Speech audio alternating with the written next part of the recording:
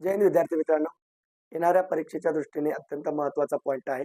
नुकत्याच आपल्या महाराष्ट्रामध्ये महिला उपमुख्यमंत्री झालेल्या आहेत, सुनेत्रा अजित पवार आणि महाराष्ट्रामध्ये पहिल्यांदाच एक महिला मुख्यमंत्री झालेली आहे. म्हणून हा पॉइंट आपल्याला परीक्षेच्या दृष्टीने महत्त्वाचा आहे.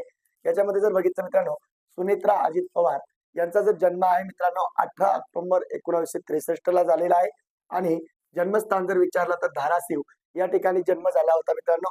आणि सुनेत्रा पवार यांच्या वडिलांचं नाव बाजीराव पाटील आणि त्यांचे भाऊ पद्मसिंह पाटील हे खासदार सुद्धा राहिलेले आहेत.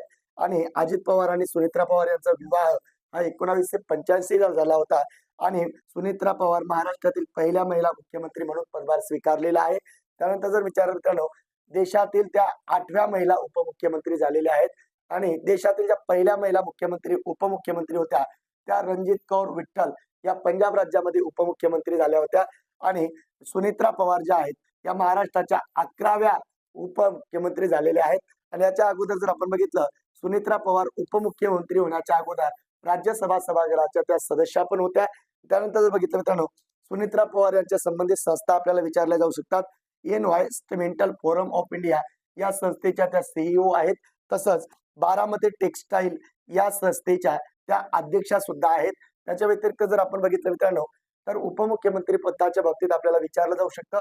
महाराष्ट्राचे पहिले उपमुख्यमंत्री नाशिकराव तिरपुडे होते आणि सर्वाधिक वेळा जर आपण बघितलं तर सर्वाधिक वेळा अजित पवार हे महाराष्ट्राचे 6 वेळा उपमुख्यमंत्री राहिलेले आहेत. तसंच हे लक्षात ठेवायचं आहे, उपमुख्यमंत्री पद हा संविधानिक पद नाही, ही गोष्ट सुद्धा लक्षात ठेवायची आहे. अशाच पद्धतीच्या माहिती जाणून घेण्यासाठी चॅनलला लाईक करा, फॉलो करा, शेअर करा आणि सबस्क्राईब करा. जय